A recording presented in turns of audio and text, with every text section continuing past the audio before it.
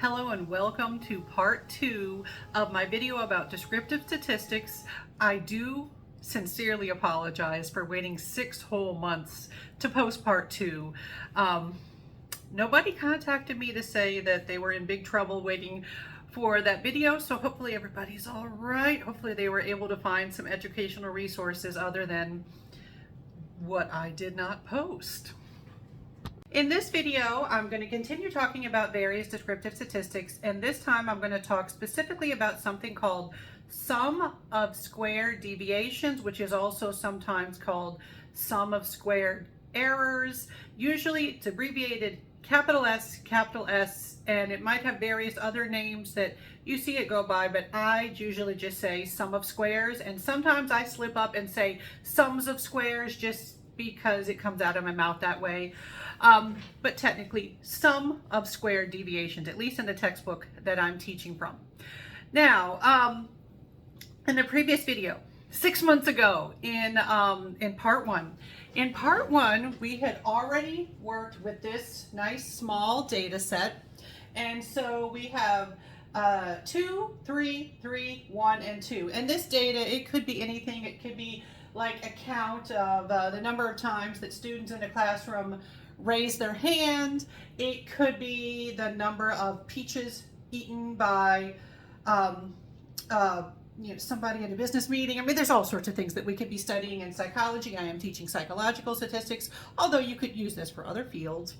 And so we learned about computing the mean. Now this symbol here, remember that stands for mean. We talked about computing things like frequencies. The mean kind of tells you a typical score, but we can also look at indicators of variability. Now, variability has to do with how much those scores deviate around the mean. And one simple thing that you can do is you can compute a deviation score. Now, we did this last time. For this set of data, we've got our deviation scores, and so X just means a single score. And if you wanted to get nice and fancy, I'm going to want to get tangled up in my little microphone here. All right, but let's see. I wonder if I'm going to try to put it down. All right, but you could do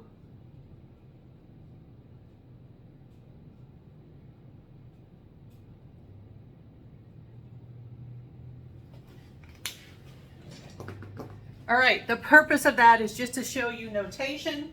All right, sometimes you will see it where you'll have X sub 1 or some other label. This just means like participant 1, participant 2, or score 1, score 2. All right, so these are individual scores. That's someone's individual score. And so X minus X bar, that means individual score minus the mean. The mean is the same for everybody. So it's each score minus this mean score down here.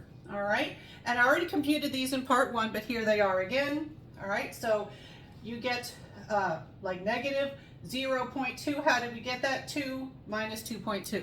All right, so we've got our deviation scores. Now, sometimes we're interested in how much the data set, the sample as a whole, how much deviation do we have in there? We want to get a standard, typical, usual amount of deviation. Well, one thing you could do is just total these all together. There's a problem with that. If we total these all together, we're going to get 0. Because of the way that they're computed, they're going to add up to 0. That's going to be a useless number, and it's going to be the same for every data set. So summing deviation scores is not going to get us that much. But we can get an indication of variability or error. In statistics, error does not mean mistake, not like human error. In statistics, when we say error, we're talking about messiness is one way to think of it, messiness in the data set. And so one thing that we can do is we can compute this thing called sum of squared deviations. So here's our deviations. We need to square these numbers and add those up. I'm not going to make you watch me write it down, so I'm going to go ahead and pause as I write the numbers down. All right, who noticed that I skipped a number? In here, I was missing one of my 0.8s. Who noticed that? All right, I fixed it now. Hopefully that didn't confuse people too much. If it's a challenge, I might manage to do that. All right. Did you go and grab a beverage to have a break while I was paused? All right, so now we are now going to be able to compute the sum of squared deviations. So what do we do here? We take our deviation scores and we square them. All of our deviation scores, well, when squared, they are going to be positive because a negative number squared is going to be a positive number. That's going to be our big advantage here. That's why we're squaring them. We don't want everything to just sum out to 0. And so all of these negative numbers, you square them, you're going to get positive numbers. So now we have numbers that we can add up and get a nice number we can work with. So all of these squared deviation scores, you can see them here.